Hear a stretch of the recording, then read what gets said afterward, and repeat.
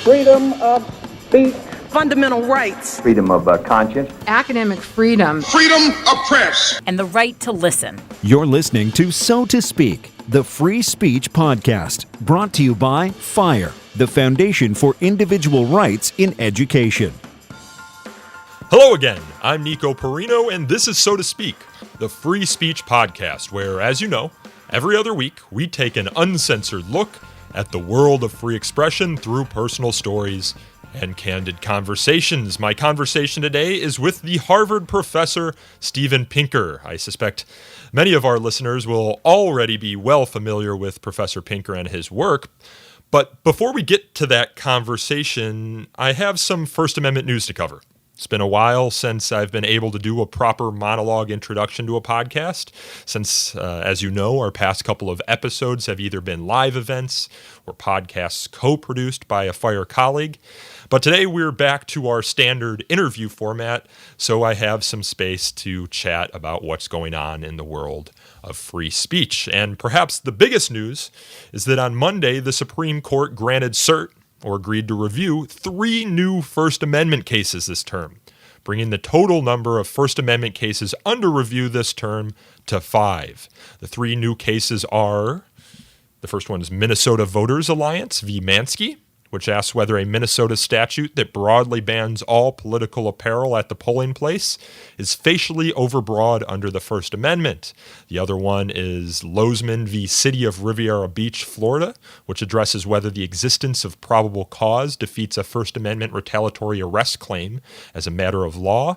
And the final new case is National Institute of Family and Life Advocates v. Becerra, which considers whether the disclosures required by the California Reproductive Fact Act violate the protections set forth in the Free Speech Clause of the First Amendment, applicable, of course, to the states through the 14th Amendment.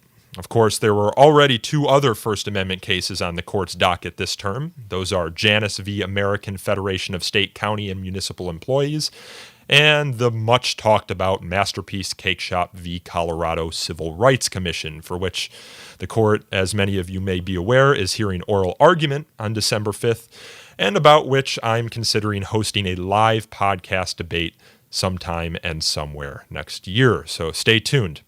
I should say that Bloomberg is actually reporting that there are 6 First Amendment cases this year because it's considering the gerrymandering case Gill v. Whitford a First Amendment case, and it's doing so, according to its report, based upon Justice Kennedy's suggestion during oral argument that challenges to partisan gerrymanderers would be based on the First Amendment's protections for free speech and free association. We'll see about that. Ron Collins, actually, who many of you are familiar with, he's a First Amendment scholar and regular podcast guest. He had an interesting takeaway about the acceptance of these 3 new First Amendment cases. He wrote for Concurring Opinions that, generally speaking, the Roberts Court seems to have made free speech under the First Amendment its centerpiece constitutional law issue, the only court ever seemingly to do so. He writes that the Rehnquist Court centerpiece constitutional law issue was federalism. For Berger, it was criminal justice. Warren, equal protection. Vinson, the communist era cases. Hughes, the Commerce Clause, and the list goes on. The Robert Court, according to Ron, is the only one to make free speech its centerpiece, and I find that fascinating. And finally, I want to talk about a quick couple of items here, so I'll do them rapid fire. One is that former podcast guest and NYU professor Stephen Solomon has a new website out called First Amendment Watch, which documents threats to the First Amendment freedoms of speech, press, and assembly and petition. And that website can be found at firstamendmentwatch.org. FIRE has as well a new survey that came out last month called Speaking Freely: What Students Think About Expression at American Colleges. And to our knowledge, it's the largest study ever conducted of student attitudes about speech on campus. And among the findings is that a majority of college students self-censor themselves, support disinvitations of some speakers, and don't know that hate speech, generally speaking, is protected by the First Amendment. There are also a number of other free speech surveys that have happened to come out in recent months, including a fascinating one from Cato, and if you head over to thefire.org, we digest them all. And lastly, in this rapid fire First Amendment news segment, I want to point your attention to a new history of film censorship timeline that we have at FIRE's First Amendment Library. The timeline chronicles Hollywood's continuous battle for strong First Amendment protections and creative freedom. So if you swing on over to the First Amendment Library at thefire.org, you can check it out. And I want to extend a kudos to my colleague Jackie Farmer for working to put it together. Okay, so now let's get on to today's guest, Professor Steven Pinker. Professor Pinker is a member of FIRE's Advisory Council and the John Stone Family Professor in the Department of Psychology at Harvard University.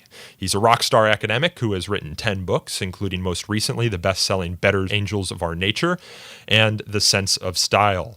He has a new book actually coming out on February 27th of next year entitled Enlightenment Now: The Case for Reason, Science, Humanism, and Progress. So we talk about that new book, but we also talk about taboo, common knowledge, free speech, free inquiry, viewpoint diversity, and much, much more during this conversation. And we actually end with a couple of book recommendations from the professor. I'll note here that the conversation was recorded over the phone on October 31st. That's Halloween. So if this spooky conversation sounds like a phone conversation, well, it is. So here's Professor Pinker. By way of starting, I guess my first question is, what first got you interested in issues of civil rights and liberties on campus, in particular the freedoms of speech and inquiry? It began with thinking through questions about human nature. Are there innate tendencies toward, originally language, but then toward violence and revenge and familial feelings, tribalism, differences between the sexes, that I discovered were academic taboos. So when you study human nature, you're bound to bump into issues that have political and moral and cultural repercussions. And it was when I first wrote How the Mind Works, and I saw that much of the reaction to the ideas there was not so much scientific as political. And that it wasn't simply a matter of airing political disagreements, which of course is what we're in the business of doing, but often suppressing unpopular opinions. That's interesting because I recall you worked with the editor John Brockman on a book, I think it was called Dangerous Ideas, or it looked at dangerous ideas. What is your dangerous idea? That's right, and I wrote the introduction. Well, can you tell us a little bit about the impetus for that idea, and more generally, what the consequences are, good and bad, of taboo in the academy? The title itself was borrowed from Dan Dennett's book, Darwin's Dangerous Idea. The theory of evolution, of course, being a prime example of an idea that was considered too dangerous in its era, but has since become common knowledge as conventional wisdom among all scientifically literate people. And the idea that humans descended from a ape-like common ancestor, though it's still controversial among fundamentalists, among educated people it's no longer considered to be morally incendiary. I think that one of the reasons that John Brockman thought of that as the topic for his annual question on his website, edge.org, is that the preceding year had seen the defenestration of Larry Summers as president of Harvard for a talk that he gave at a economics conference, in which he suggested that part of the difference in representation of women in elite universities' departments of science, technology, engineering, and mathematics was because there may be innate differences between the sexes, and it created an uproar, and people were enraged. People attributed to him all kinds of crazy beliefs that he never said, but it was seemed to indicate that there were certain topics that you just could not discuss if you were, or certain hypotheses that you could not entertain if you were an academic, and I think that was one of the reasons that John, in consultation with me and a number of his other close advisors, thought would be a good topic for the EDGE question that year.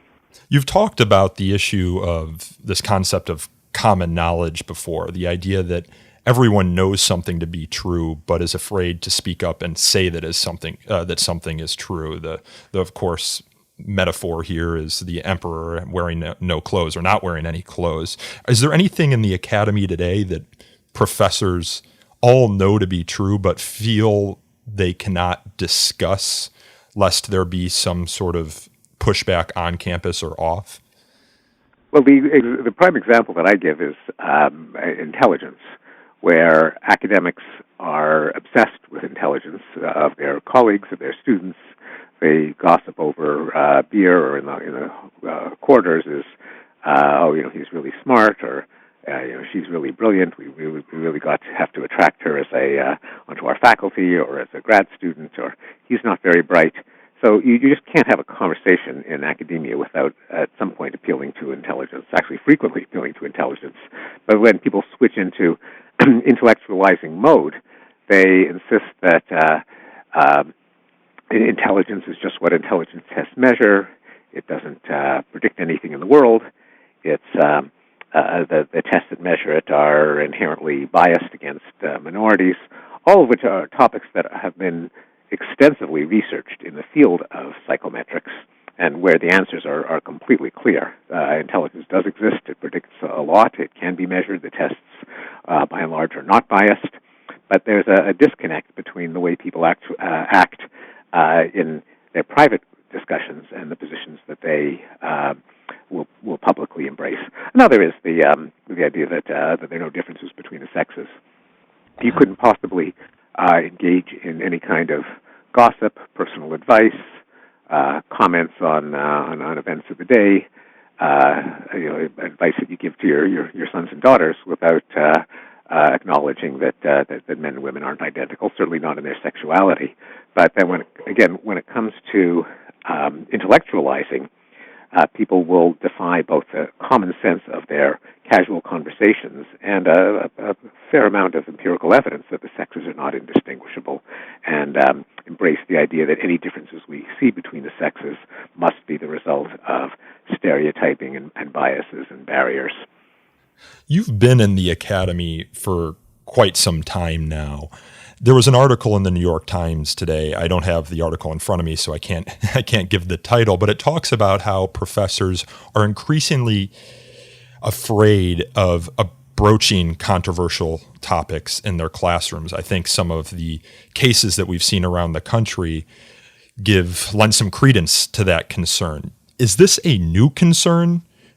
Have you experienced it? And if it's not a new concern, is it just the topics that professors are afraid to broach are changing? I'm always wary of the fallacy of of pointing to something that's happening now and concluding that therefore it's getting worse. You wrote a whole book. You wrote a whole book about that fallacy. Exactly. I wrote a whole book about that fallacy when it comes to violence, and I have a book coming out in February that extends that analysis to other dimensions of human well-being.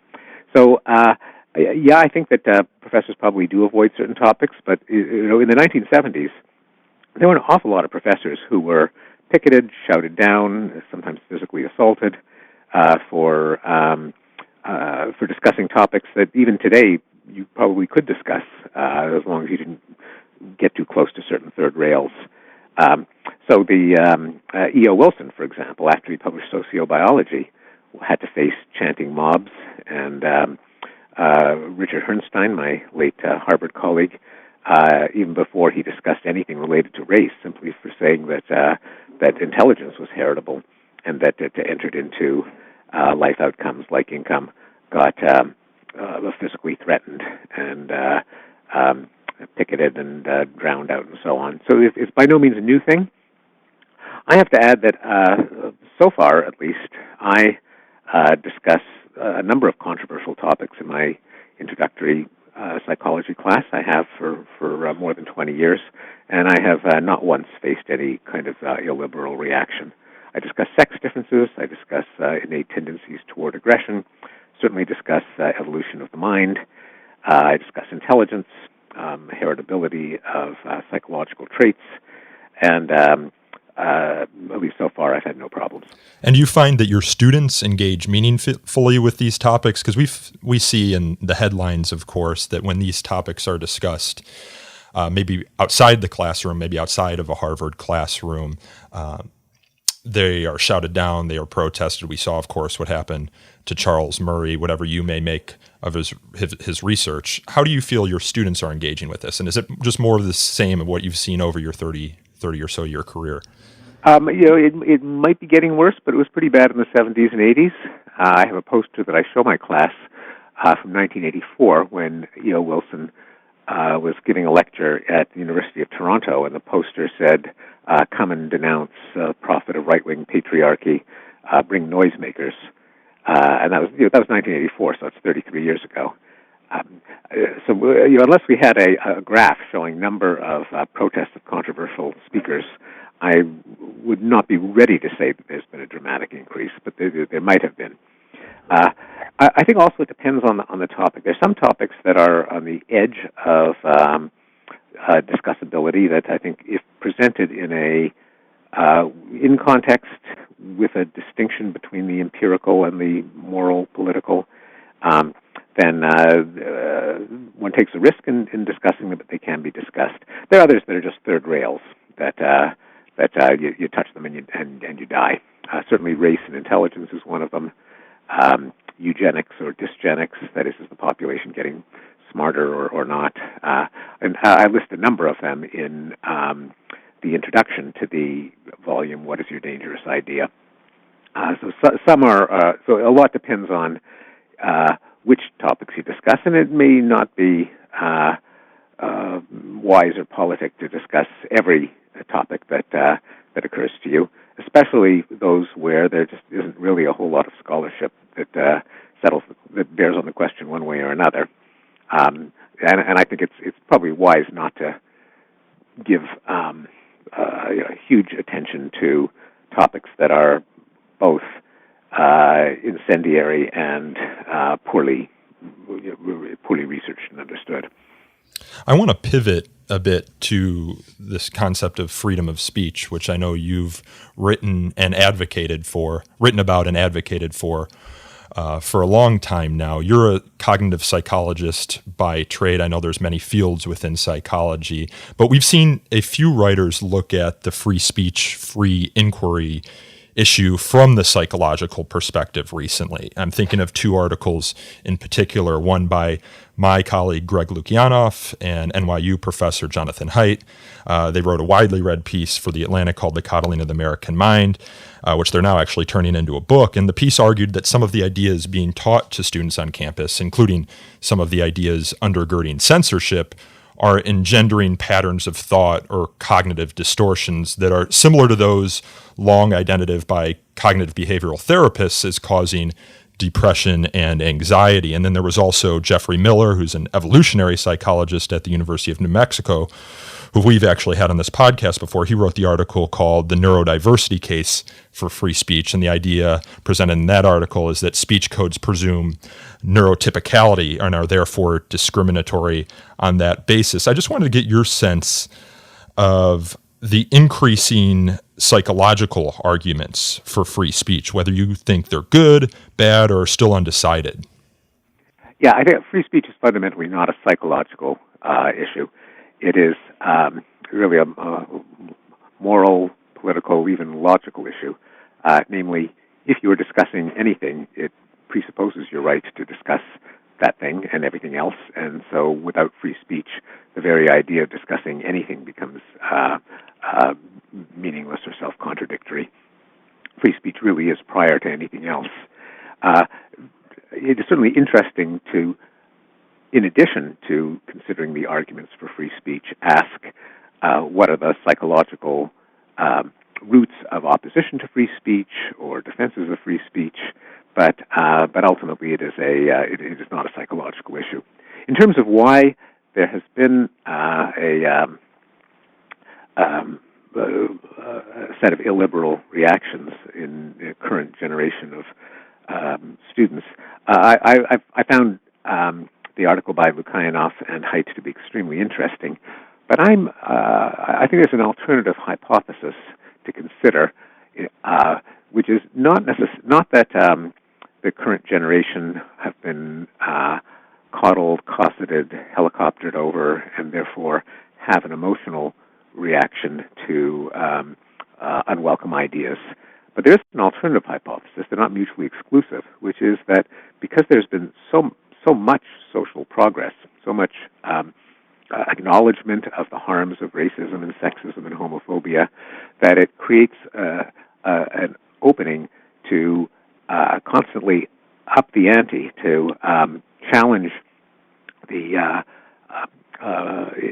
intellectual establishment, to double down on their commitment against racism and sexism and homophobia, and it creates an opening for moralistic warriors who can commit acts of moralistic aggression, try to exert dominance over other people by saying, no matter how much you deny you're a racist, we're going to show that you still are a racist, and therefore we are better than you, and we can exact compensation and press demands. And so, far from being a response of psychological weakness or vulnerability, I suspect that a lot of these challenges to free speech are actually acts of aggression, and they might particularly be appealing to students because when you're young, you haven't accomplished a whole lot. How could you? You're young, and in the inevitable competition for status among all groups, one way that the young can always lord it over their elders is that they are morally superior. The elders are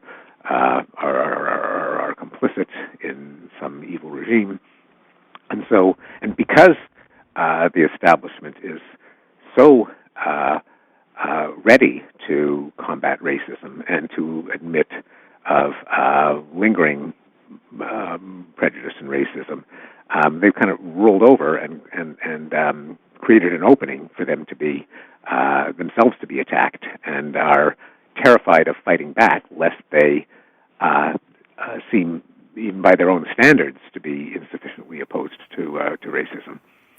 Is there a concern about that going too far, though? Because we recall that in Maoist China, for example, one of the great principles, one of the ways to move that society forward was to get the young people to rise up against their parents, their teachers, those that were proponents or members of the old system of doing things.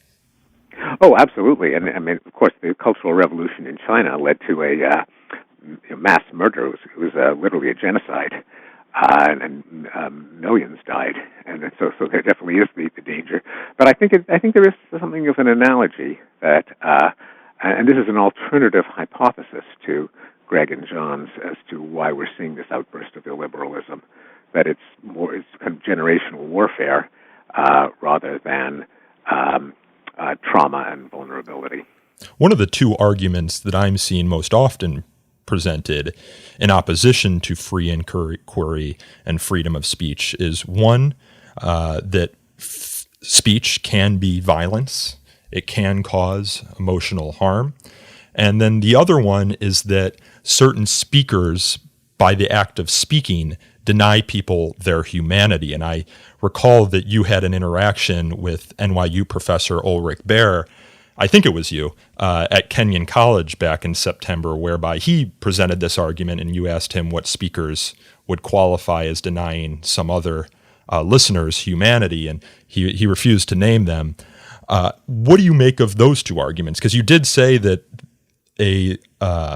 some students' response to free speech is an act of aggression. Are they responding to violence? Yeah, no, I think both arguments are ridiculous. I think they have not even a slightest drop of merit. The thing is that all debate makes someone feel bad. If you're going to define feeling bad as violence, that means that you can never discuss anything that anyone disagrees with. No doubt arguments against slavery, against racial discrimination, against women's rights made some people feel bad, but feeling bad is not the same thing as violence, and it is inevitable that in any kind of open discourse. There'll be people who get upset at opinions that are expressed. If you define that as violence, you're saying that no one can ever discuss anything ever again.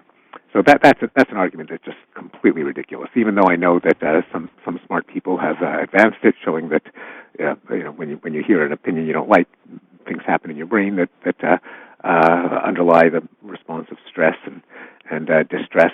Is completely irrelevant. Grown-ups accept the fact that debate will leave some people feeling unhappy, and that the answer is too bad. If you're a grown-up, if you're engaged in intellectual discourse, there are going to be times in which you feel unhappy. That's not violence. The accusation that that particular opinions deny people their humanity is also, I think, devoid of logic. I mean, unless someone is actually saying so-and-so is less than human, or this group is less than human. But to advance a hypothesis about, say, that the sexes aren't indistinguishable, that there may be some differences, or even if there are well-documented claims about differences among ethnic groups or races, the question of whether people are identical is different from the question of whether people should be treated fairly, whether they should be given equal rights. And it is a blunder to say that the only reason that people should have equal rights is that they're all clones. If anything, that works against the principle of universal rights, because it suggests that if ever science were to find that there are differences among people, therefore we'd be entitled to take away their rights. That is a monstrous conclusion, and if it's a monstrous conclusion, then one has to also accept the fact that there may be differences among people which have nothing to do with whether they are entitled to equal rights and equal protection.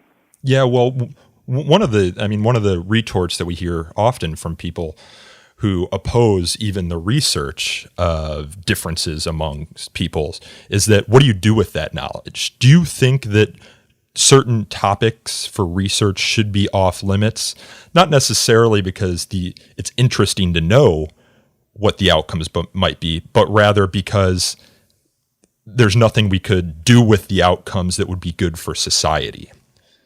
I don't think it's unreasonable to prioritize certain topics to present and to present the results that we do have in a tactful way, the same as we do in ordinary human interaction, where we don't blurt out things in the most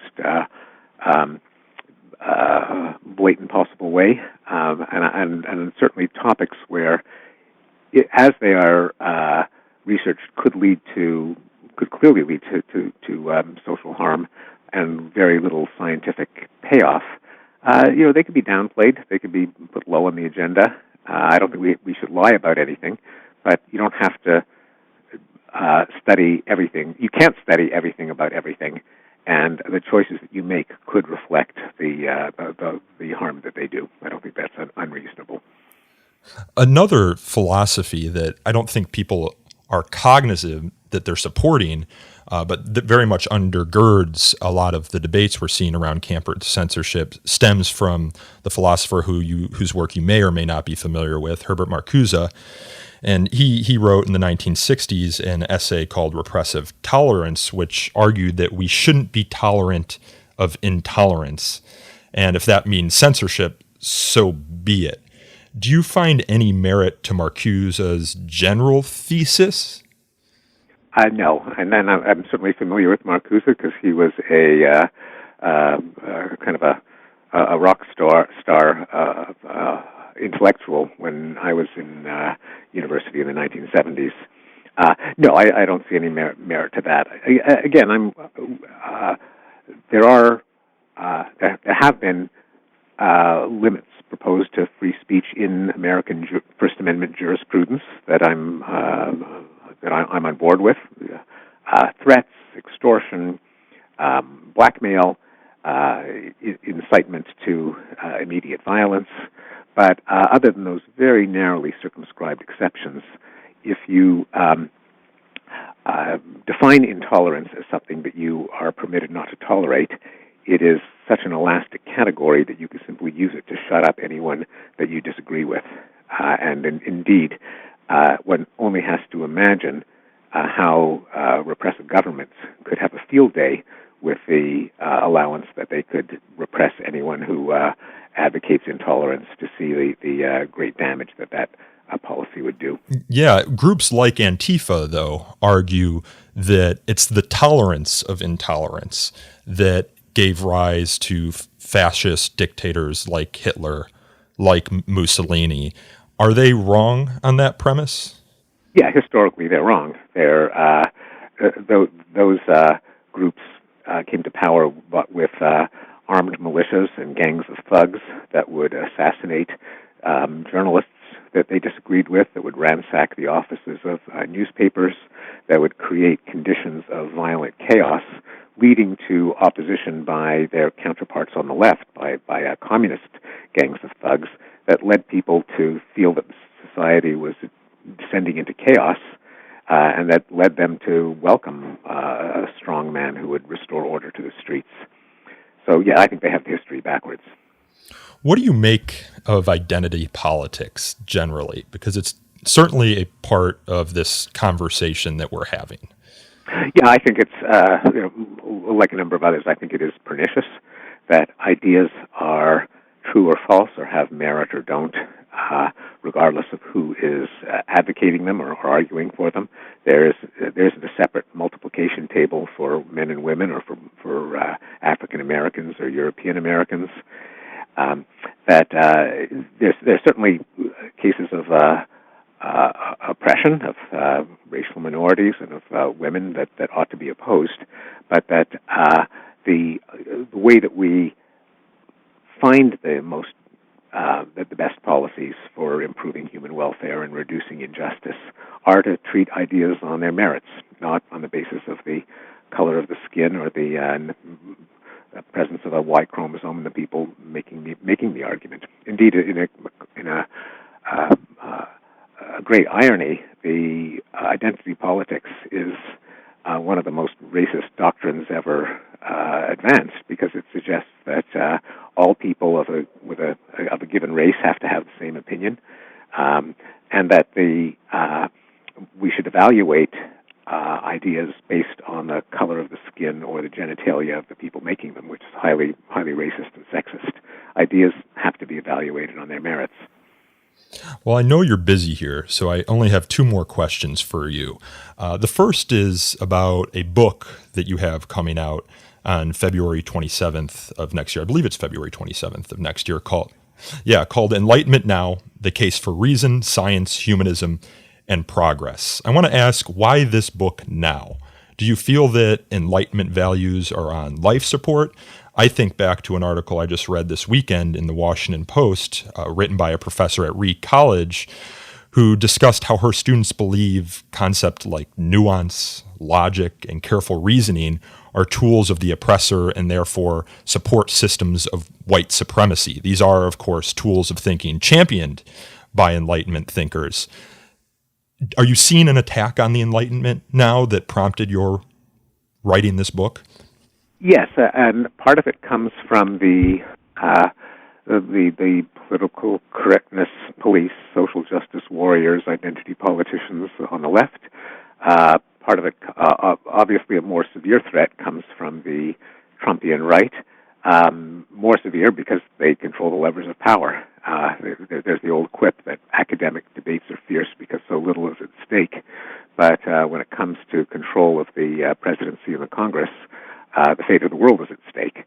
So the assaults come from both directions, and the fact that you and I assume many of the listeners of this podcast, are concerned about campus illiberalism shouldn't lead us to forget the fact that the greatest dangers come from those who actually do have power.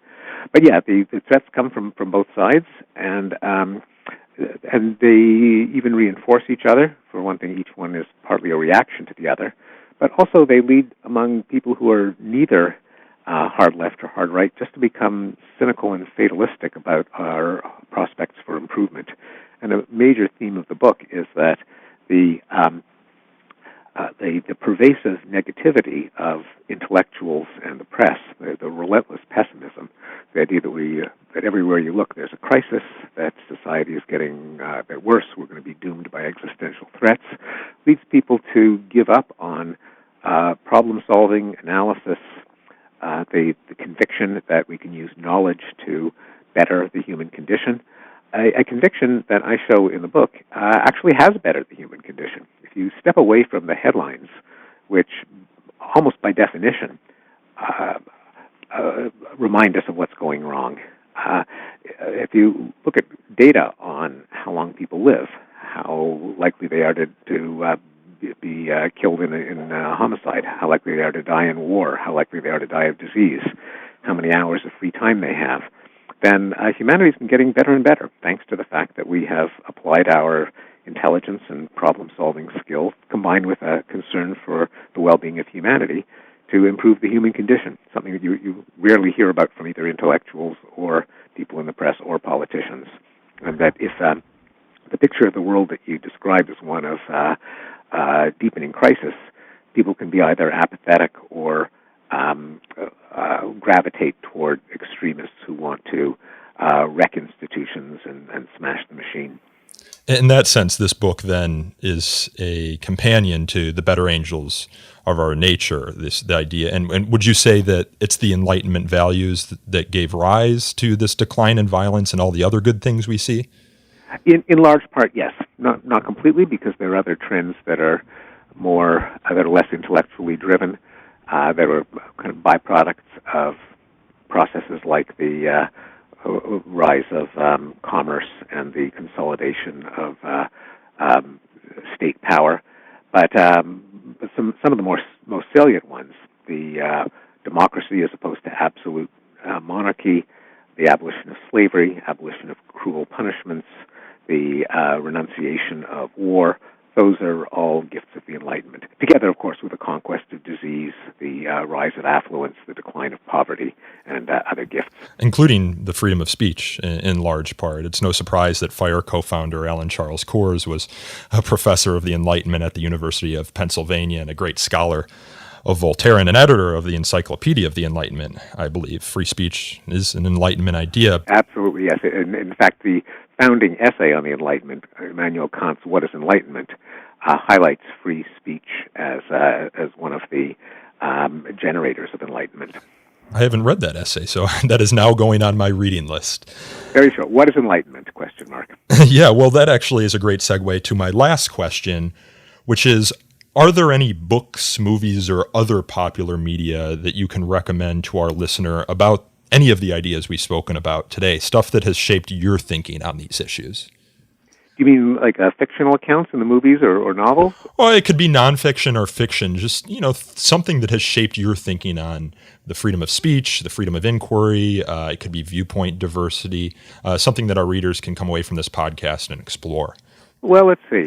Where do I begin? Thomas Nagel's book, The Last Word, on why objectivity, truth, reason are non-negotiable, opposed to the kind of relativism and subjectivity that are so popular in a lot of universities' humanities departments. Short book, but I have a rigorous analysis of why why reason, truth, and objectivity are non-negotiable. So that's one. Kind of a history lesson on why what we have to lose in societies that give up fundamental freedoms. A book that influenced me is by another philosopher, Jonathan Glover, called Humanity, A Moral History of the 20th Century, with sometimes gruesome reminders of the horrors of Stalinist Russia, Nazi Germany, the World Wars, Maoist China. I think lessons that are perhaps too easy to forget. Well, those will certainly go on my reading list as well. Professor Pinker, I know you're a busy man, so I'll let you get to it. Thank you so much for coming on the show. My pleasure. Thanks for having me. That was Harvard professor and FIRE Advisory Council member Steven Pinker. His forthcoming book, available for pre-order now, is called Enlightenment Now, The Case for Reason, Science, Humanism, and Progress. And a reminder of the professor's reading list from this podcast. He recommended Immanuel Kant's What is the Enlightenment?, Thomas Nagel's The Last Word, and Jonathan Glover's Humanity, a Moral History of the 20th Century. All of those books can be purchased or pre-ordered using smile.amazon.com and selecting the Foundation for Individual Rights in Education as your charity of choice. This means that a portion of your purchase will actually go to support FIRE's work and consequently this podcast. Speaking of this podcast, it is hosted and produced and recorded by me, Nico Perino, and edited by Aaron Reese. To learn more about So to Speak, you can follow us on Twitter at twitter.com/freespeechtalk or like us on Facebook at facebook.com/so-to-speak-podcast. You can also email us feedback at so-to-speak@thefire.org or call in a question for a future show at 215-315-0100. If you enjoyed this episode, please consider leaving us a review on iTunes. As I've said repeatedly, reviews help us attract new listeners to the show. And again, until next time, I thank you all for listening.